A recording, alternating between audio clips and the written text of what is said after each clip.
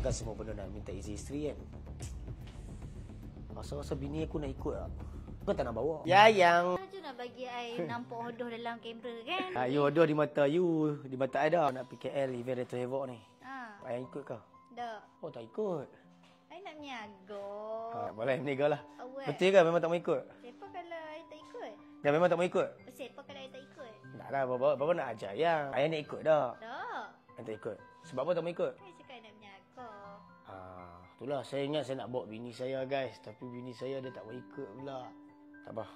Bapa nak pergi ni. Itulah kalau ayah nak pergi, Bapa nak bawa ayah. Event Retro Havoc kat KL. Bawa pilah panas I nak ikut nanti. Tak apa. Yang bising-bising. Itulah ayah duduk rumah elok, okey? Masak-masak ke buat benda-benda yang ayah rasa boleh buat duit, okey?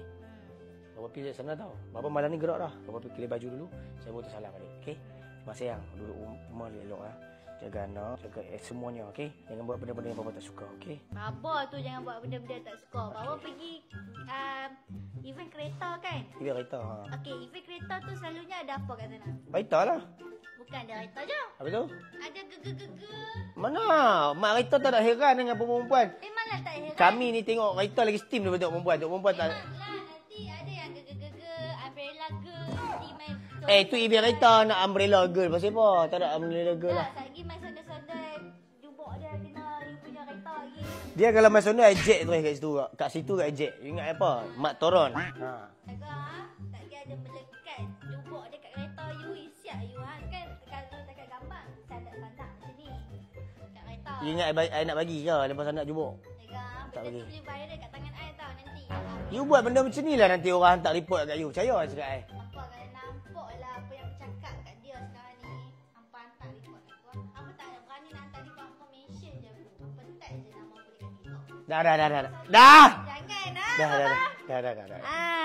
Dan alang-alang guys, saya je nak memaklumkan dekat hampa, pada tarikh 31 Mei 2025 kita akan join event Retro Havoc yang akan berlangsung dekat Deka Damansara. Event kereta yang terbesar dekat Malaysia ni lah, dan senang kata. Dan hampa nak tengok kereta yang pelik-pelik, yang rare, tu dah tempatnya. Betul sekali je hampa boleh tengok benda ni. Satu Malaysia orang turun event tu. Dan tak lupa juga kita dapat opportunity untuk berkolaborasi bersama Retro Havoc. Kita mengeluarkan 3 design. Design ni, dan design ni. Ketiga-tiga design tu kita cuma keluarkan 100 pieces sahaja dalam Malaysia. Maknanya kalau apa ada orang pakai, maknanya 100 pieces saja yang ada baju tu. Kita jarang buat barang yang limited edition, tapi this time kita keluarkan barang limited edition kerana kita berkolaborasi bersama orang lain. Dan harga kita akan jual berapa? RM99 saja, dan datang awal pagi-pagi tu datang dah booth. Jangan datang petang malam, jangan. Datang pagi-pagi tu dah mai dah. Takut baju dah tak ada saiz. Apa pun, thank you so much. Jumpa hampa dekat sana. Siapa yang hadir? Cuba penuh dekat ruangan komen ni. Saya nak tengok berapa ramai mak kereta yang hadir pada event ni. Salam. Jangan sampai orang main report kat I nah, jaga nah.